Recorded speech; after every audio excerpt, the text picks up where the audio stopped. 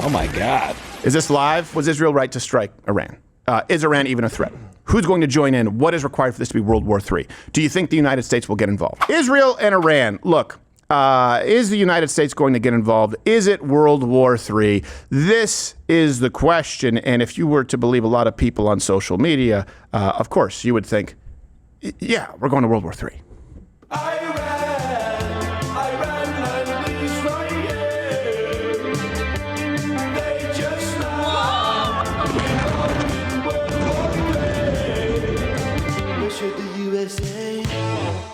Now, let me be clear here, because these are issues where, unfortunately, a lot of people online who don't represent real life dominate the conversation. Yeah. I don't think that any American troops, certainly no boots on the ground, should be involved with Israel's war in Iran. I don't think that there should be any significant amount of U.S. dollars, and I hope that Donald Trump was not involved with this, and I hope that everything's on the up and up. I also understand that Iran, being a nuclear power, is not a good thing. And I'm not going to change that because of the current trends in click farming. Does that make sense? Do you guys, can we agree with Iran probably shouldn't have nuclear capabilities? And then it comes down to, do you think that they were getting close? Well, it seems from all the authoritative bodies that they were getting close.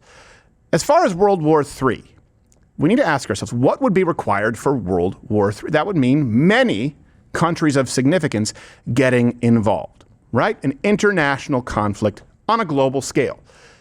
It doesn't seem like we're going there, and I'll get into why exactly. Now, some people are presenting this as though Israel just attacked Iran completely unprovoked. You may disagree with them attacking Iran the way that they have, certainly as they become more effective. I know people are irritated by that. Yeah. You may even want to argue that Iran has a right to now defend themselves. But this isn't unprovoked. Remember, Iran directly attacked Israel last April and October, to be clear. And I'm not just talking about them being the largest supporter of terrorism in the world. I'm talking about in April, 170 drones, 30 cruise missiles, and in October, about 180 ballistic missiles. So let me ask you this. If we were, there's nothing really super comparable because the United States is huge, but if we were at war with Cuba or Haiti, and during that conflict, Mexico launched 180 ballistic missiles into the United States, would you say that us going after Mexico a few months later was completely unprovoked? That's kind of the question you have to ask yourself if you say, okay, is Israel justified in this? It does seem that where we are right now, you're talking about World War III, that would mean that it's a conflict that's escalating. Iran seems to be losing steam quite a bit. Yeah. So Friday and Saturday, there were 6 waves using about 200 missiles. Since then, there have been 2 waves using just 35 to 40 missiles each. They got really excited at first. You know, they got really excited. So you could argue that the war is effectively over if it's just Iran and Israel.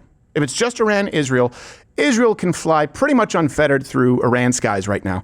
There's not much they can do to stop them.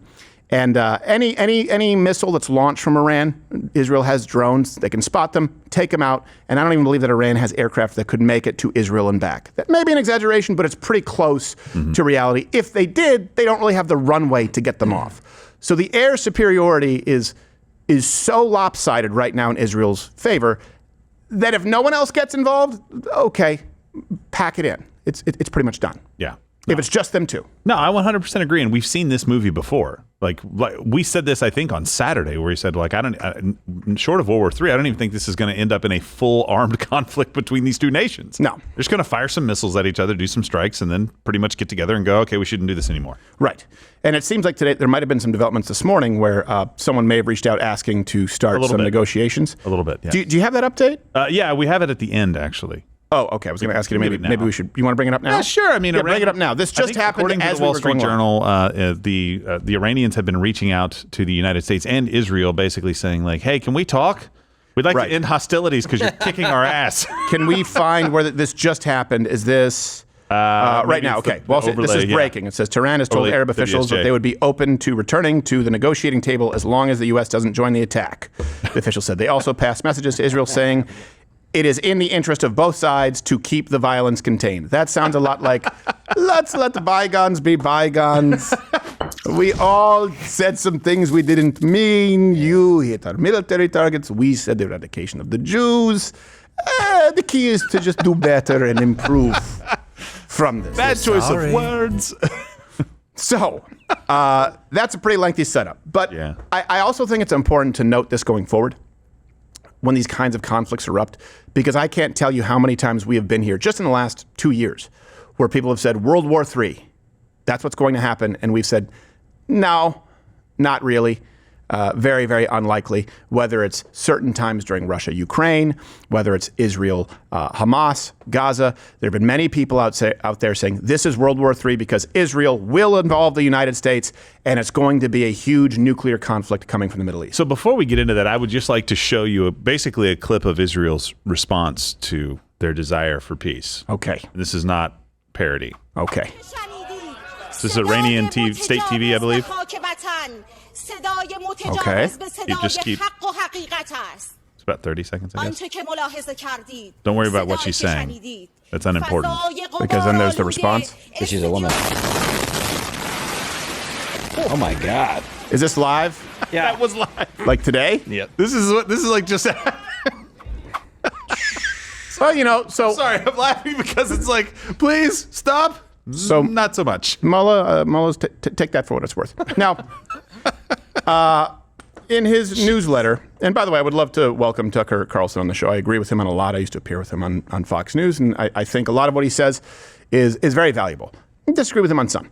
So as it related to Israel's strikes on Iran, Tucker said that Donald Trump was, quote, complicit in an act of war. Oh, boy. Then said, politicians purporting to be America First can't now credibly turn around and say they had nothing to do with it. Donald Trump did respond, writing, well, considering that I'm the one that developed America First, and considering the term wasn't used until I came along, I think I'm the one that decides that, Tucker. For those people who say they want peace, you can't have peace if Iran has nuclear weapons. So for all of those wonderful people who don't want to do anything about Iran having a nuclear weapon, that's not peace. Maybe it is peace. Not. So these are the questions. Was Israel right to strike Iran? Is Iran even a threat? Who's going to join in? What is required for this to be World War III? Do you think the United States will get involved? All right. So question number one. Is Iran even a threat? Now, here's the thing, too, and this is the problem sometimes. And I don't know whether what's being presented is click farming or people being calling balls and strikes. I know that Tucker Carlson has changed his views, for example, on the Iraq war. And I share that. There was a moment in time where I supported it, and I now realize that it was an exercise in futility. So he may have corrected this on Iran. I haven't seen it. Because here, we're going to go back to time travel. To then, is Tucker then, along with most voices on the right, pointing out that Iran was a very real threat to stability on Earth and how they should be dealt with in no uncertain terms. I'm just struck by that in everything you see come from the government of Iran, there is anti-Semitism, which has got to be among the most off-putting things in the Western world. Most Americans, Western Europeans see anti-Semitism and they know they don't, whatever it is, they don't want any more of it. Why exactly, can they not control themselves? Is that why they include these attacks on the Jews, or is this part of a strategy? No, I think what you say is you either stop your nuclear program or we will bring down an earthquake upon you using God's wrath. 2006. And then when it hits, they'll know. Tucker, aren't we the only country 2012. allowed to make preemptive strikes? Who the hell does Iran think it is? Actually, I know you're sort of kidding, but I agree with that. I think we are the only country. No, I'm not with the kidding moral at all. authority. Rather, we are. That's absolutely right. The only country with the moral authority sufficient to do that. The only country that doesn't seek hegemony in the world. I do think, I'm sure I'm the lone voice in saying this, I think Iran deserves to be annihilated. I think they're lunatics. I think they're evil. I do think we ought to assess what would happen to the price of energy were we to do that. I don't think that's a small factor. It could tank our economy. Okay, so that's pretty clear. Annihilated. Jeez. Which brings us to now. Wrong one, always, damn it. Tucker on Iran. We were hearing this week that Iran is just weeks away from building a nuclear weapon. And so we need to take out the nuclear sites. We need to effect regime change in Iran. I feel like I've been hearing that Iran is weeks away from a nuclear weapon for at least 25 years. Yeah, from you. Verbatim, at least a decade, and for longer in substance, yes. So, but if you went on television right now, if you were back on your old perch on Morning Joe and you said, actually, Iran doesn't want a nuclear weapon, they would accuse you immediately of being an agent of Iran. They might, because maybe someone would tell them in their little earpiece to say that. I don't think it's right for somebody to be called an agent of Iran for having an opinion on this situation. But what do you do with 60% enrichment of uranium? Yeah. When you keep increasing it? According to the IAEA report that came out, what do you do with that? Yeah. Because 3 to 5% is, I believe, for power generation. You can go up to about 20% for a lot of medical and research. There are some very, very limited uses that I doubt are happening in Iran to go above that. But what do you do with 60%? We're not just making this up out of nowhere. Well, no, and here's the thing is, and again, Tucker would be welcome to come on and make the case. His justification back then was predicated on this, that they were getting closer to nuclear capabilities, and now it seems as though they are. So I do ask, at least by some, I'm asking the question out loud, what has changed as far as, the motivation for being concerned with Iran? That doesn't mean that we send in U.S. troops. Right. But it does affect your stance as to whether Israel has the right to respond to the missiles that have been launched into them, and if it's actually a good thing for Iran to not have nuclear capabilities. At the end of the day, is that a good thing or is it not, regardless of us sending money over there? This brings us to some other people who out there who are pushing these messages. And again, I don't know, they may have changed their mind. This is back then. Here? There you go. I got it right. Candace Owens in 2020, after an airliner went down in Iran, killing Canadian civilians. Candace wrote on X, Iran murdered 63 Canadian citizens in their missile attack and is now legitimately attempting to destroy the evidence, contain the black box, and blame the West. Shame on every single one of you leftist sociopaths that spent the last 2 weeks defending this abhorrent regime. It brings us to now. Candace tweeted out, "Get ready, white American men. It's time for you to die for Israel again. If you don't want to die for Israel, then you are an anti-Semite. Sign up to die in Iran for Netanyahu today, or just admit you hate Jews." Of course, that's being tongue-in-cheek there. I do ask, hey, is Iran still the abhorrent threat that these people...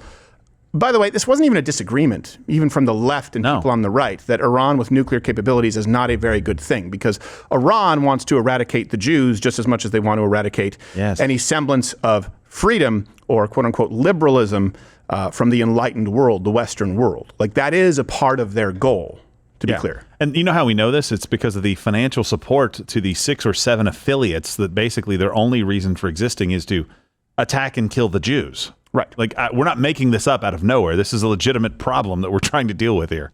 Well, and the argument that I hear presented is like, well, really the only reason they don't like the United States, we had great relations with them, is because of our relationship with Israel.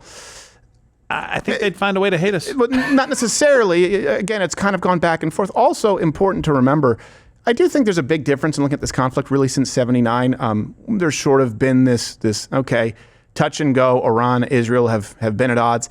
Israel built up a missile defense system, love them or hate them, to protect its citizens. Yeah. Iran developed missiles and plans and has used their people as cannon fodder. That does count for something. And here's the truth.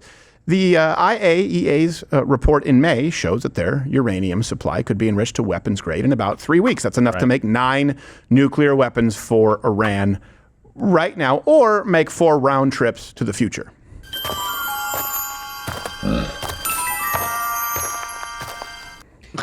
I mean, that is significant technology if they can get that thing up to 88. Yes, it is. It is. And also keep in mind, they're the only non-nuclear state really on Earth, I believe right now, enriching to this degree. Right. And I said 60% a minute ago. I know that that's not weapons grade yet, but there's not much you can use it for there. And it's very, very fast to go from there to having weapons grade material. Right. And Iran and the Ayatollah, they refused to stop doing this as part of a potential nuclear deal with the United States. They say we won't allow Iran to enrich uranium. That's way out of line. No one in Iran is waiting for their permission. The Islamic Republic has its own policies and direction, and it will stick to them, even declaring like, hey, we're going to do more of it. We're going to create a new enrichment facility. Here's another question that people are asking, and I think it's important. All references available, link in the description. Will this start World War III? According to X, of course, yes, absolutely. There's no doubt that you are looking at World War III. And I do think that, World War would mean, all right, they have to have the capabilities, nuclear capabilities, the ability to attack the world. And then the rest of the world would have to recognize said abilities to the point that they would be willing to mobilize as the world or half of the world to fight a war. That's what really defines a world war versus a local conflict. Mr. Carlson also warned about Iran's potential, indicating, potentially World War III, their coalition that they could have. I'm amazed by how close we are to a military action against Iran. It's no defense of Iran, of course. I'm not a Shiite, for the record. But I think it comes with perils that people are not considering or willfully ignoring. And the main one is Iran is not Iraq, or it's not Libya. It's not isolated. It's a central player in BRICS. 90% of Iran's oil exports What does the go I to stand China. for? It just signed a defense agreement Not with Iran. Russia in January. It has backup. It has big allies that represent the majority of the world's population and the majority of the world's economy and landmass. So the potential for this to become something much, much bigger and unmanageable is real. It's there. I think the downsides are really kind of overwhelming. The president has said repeatedly, we'll do everything we can to prevent Iran from getting a nuclear weapon. I think it's a completely reasonable goal. Nobody wants that. But it doesn't mean that it has to happen on Friday. And by the way, I agree with that. I don't think that anyone has done more than Donald Trump as far as a presidential administration, an American administration, in trying to take the teeth out of Iran.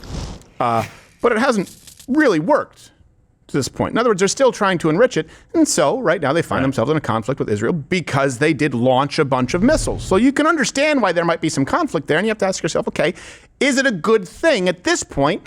Diplomacy hasn't worked for Israel to take out their nuclear capabilities. Not saying they have yet, but I don't really have a huge problem with that, provided we don't get involved. As far as World War III, no, Iran does not have a huge support base. Let me go right. We mentioned BRICS. Russia, Putin reportedly called and said, you should negotiate. You absolutely should just try. Air defense systems, negotiate. Yeah, try and negotiate. It allegedly came after a call reportedly where Trump told Putin that he wouldn't restrain Israel, but wouldn't be involved. Right. China. The Foreign Ministry condemned Israel's actions, but also said, and this is a quote from the article, China calls on relevant parties to choose the course of action that is conducive to the region's peace and stability and avoid further escalation of the tensions. China stands ready to play a constructive role in helping ease the situation. 90% of Iran's oil exports go to China. Only 15% of China's imports, though, come from Iran. So it could be easily replaced. Yeah. And I don't think that China's saying this is worth going to war over. Same thing for Russia. If you look at the Gulf states, that would be a big concern, right? We're talking about World War III. Okay, probably not Russia right now, probably not China. How about the people who are a little bit closer? Well, Saudi Arabia and some other states in the Gulf condemned Israel's strikes. But they all kind of benefit from Iran being weaker. They're like, don't do that. They made it clear that they want to see peace in the region. Even Oman, who's friendly with Iran, has been pushing for a peaceful solution. Okay, but what about the really, really bad players, the ones that Iran even supports sometimes, like the ones who we know are bad, terrorists, like Hezbollah. Hezbollah, to quote the lady who sleeps with her brother, Ilhan Omar. Even Hezbollah. So you got, okay, Russia, unlikely. China, unlikely. Saudi Arabia, Gulf states, very unlikely. All right, even Hezbollah is like, we're going to sit this one out. We don't want to do this. This was stated. They said Hezbollah will not initiate its own attack on Israel in retaliation for Israel strikes. And they pretty much look for any reason. It could be like a Tuesday, and they'd be like, let's do this. That tells you that they're demoralized. Well, if nothing else, this kind of shows us that Iran is a paper tiger without nuclear capabilities, which is why you want to prevent them from getting nuclear capabilities. The air superiority right now is Israel. It's not even close. Israel can literally fly over. They can spell out Iran sucks in the sky. There's nothing Iran can do about it. Maybe they are. If they could be. It hasn't even been a week. I know. No, I know. Everybody's just lining up. And for Tucker to think that there's like a BRICS connection that's going to be a problem. I mean, go to the B. Brazil's not going to do anything. What about the S, South Africa? What the hell are they going to do? They're too busy killing white farmers right now to care about anything else. Tucker makes two very bad points. That being the first one. The second one is that I have just heard this talking point forever. I've seen that online. People are saying, like, since 1995, they're saying Iran's going to have a nuclear bomb. Do you know why they don't? Because they've taken measured steps. Now, this sucks if you're an Iranian scientist or somebody who leads the nuclear program. Right. Because you typically are the guy that gets killed. But they've taken measured steps short of full-scale war and regime change to make sure that they don't get there. That's what they're doing right now. That's what they've done. We've participated to some degree. We've assisted with intelligence, and we've just sat back and gone, wow, really nice airstrike. Many, many times. That's why they don't have a bomb already. So I don't understand why they make that argument like we're being lied to. Right. Like they can't actually get there. It's because we've taken steps. Well, the left, I will say, going to them, they're lying, saying that some on the right, too, Donald Trump is going to drag us into war. George W. Trump is what people are saying. Here's the truth on this one. President Trump has been pretty adamant. Yeah, you can smack truth. Why not, Tulane? Just hit it. Go for it. There we go. And all references available. He's been pretty adamant that the U.S. is not going to be involved directly on behalf of Israel. And I know, no matter what I say, no matter what he says, there are people who've made up their minds saying, oh no, we must have actually spies there. We must have people there right now, and it's on the down low. But President Trump posted, Iran and Israel should make a deal and will make a deal, just like I got India and the Pakis to make one.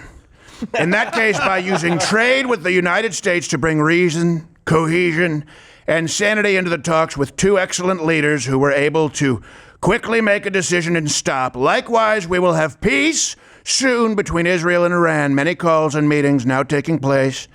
I do a lot. Never get credit for anything, but that's okay. I do a lot. No credit. It's okay because the people understand. Make the Middle East great again. I don't know what that last part means. Yeah, the Middle East used to be great. Yeah. There were bikinis in Iran at one point. Yeah, Iranian women. Talk to me about when. Yeah, it's it was there's better Middle East, and there's even reports going around that President Trump nixed an Israeli plot to assassinate the Ayatollah. Mm-hmm. We can now answer a question that you put to Benjamin Netanyahu that he punted on. A U.S. official is telling us just in the last few minutes since your interview concluded that President Trump did, in fact, in the last couple of days, nix a plan that the Israelis were putting together to assassinate the supreme leader of Iran. Okay, and Donald Trump did post on Truth, make it really clear that if the United States, who had nothing to do with the attack on Iran, if Iran slips up in any way and attacks the USA, that we will respond with full force. And then we just updated you. This happened this morning, according to the Wall Street Journal. Looks like they want to negotiate, officials in Tehran right now. So World War III doesn't meet the Is Iran a nuclear power? Well, no, that's kind of the reason for the conflict. Not yet. Would a bunch of other people join in to support Iran? Well, we can't realistically say Russia, can't realistically say China, the other Gulf states, even Hezbollah sitting it out. Can we realistically say that Israel would have a huge coalition of allies to go into war? Well, by that you mean the United States. It doesn't seem as though that's the case, and I'm willing to bet that Europe, of course, would not. So no, this seems like it's going to be a localized conflict. And I'm just going to tell you, if this is a conflict between Israel and Iran, it's effectively done. They might drag out some, there might be some skirmishes here and there, but you know what? It's like Iran has no ability to do anything at this point. Their systems, their methods of attack are just going to degrade. And I bet you that this is going to come to some talks relatively soon. I could be wrong. Maybe tomorrow China, Russia, United States jump in. No. But I don't think that's the case, and I don't think it would be honest for me to tell you that that's the likely case. I think they're going to have the talks. That guy, the same guy that was in the interview with Sachs, I believe his name, with Tucker Carlson. Yeah. In another part of the interview, he was talking about how the Ayatollah and Iran was trying all 4 years to get a hold of Joe Biden. Right. Couldn't get him on the phone. Yeah. Couldn't get him to talk. We know why. Right. Obviously now he didn't have any mental capacity to do so, but as soon as Trump took power, they're like, we want to talk. We want to talk. Right. We want to talk. We want to talk. So, well, the left, what their approach has been unfreeze billions of dollars in funds and pallets of cash to Iran that we saw under Barack Obama and the awful Iran nuclear deal. And then not talk to them, right? Because they want to blame Donald Trump for speaking with Putin. They want to blame Donald Trump for speaking with those in Iran or Israel. The left doesn't talk with them, but gives them free stuff. And I get it. We are funding all sides to this war. You're basically looking at missiles that you have paid for on one side, in a lot of ways, being launched against another who has missiles that were also paid for by your side. I don't think we should be involved, but I certainly don't want to see Iran be a nuclear power, and I don't want to lie to you and say this is likely World War III. It's probably not. Yeah. And Iran is, their military, I'm not going to lie, kind of a bunch of pussies. Which is why we don't want them to get nukes. No. Then they would have some capabilities. I just think it's the people right now are moving to the next stage of this, right? So I saw this morning a bunch of flight tracking data from people. I'm not sure if it's even real or not. Maybe it is, but it was like a bunch of refueling tankers are heading to the Middle East right now from the United States. Okay, for air refueling. And then I believe somebody even posted, I don't know if this is 100% true. Maybe research can tell me that one of the carriers is heading to the Persian Gulf or to the Mediterranean from the South China Sea or something like that. Mm-hmm. I'm not sure, but everything that I hear about that, they go false flag.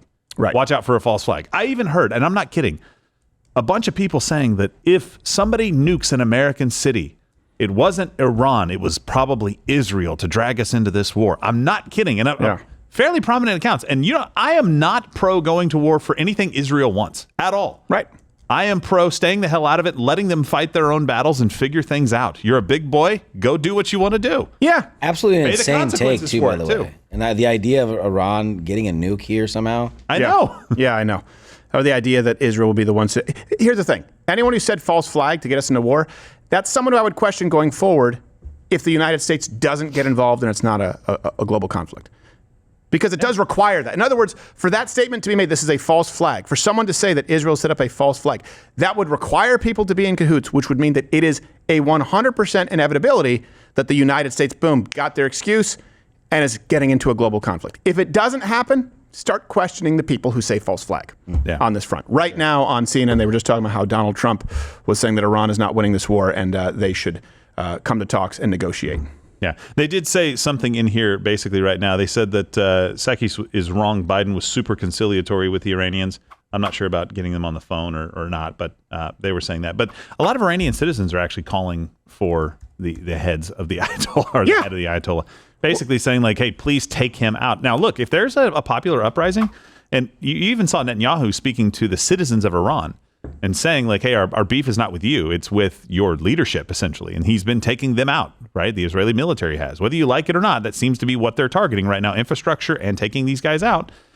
Maybe they're hoping for the Iranian population to rise up and throw these guys out. That'd be the best thing. I mean, that's what Egypt did that. Every time that we take out a power, which we're good at, we end up making a mistake putting someone else in power. Yeah. That's what it seems. Well, a big part is just because we have a very clear foreign policy. We're just like, yeah, let's go in. Okay, let's let them. And then either you go in and you destroy everything and effectively make them a colony, or you don't.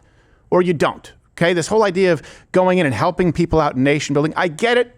I understand that the United States, I don't believe the idea that the United States is an evil empire because it's inherently charitable with the way we handle international affairs. It's time to be charitable with our own people here in the United States. Just to be clear.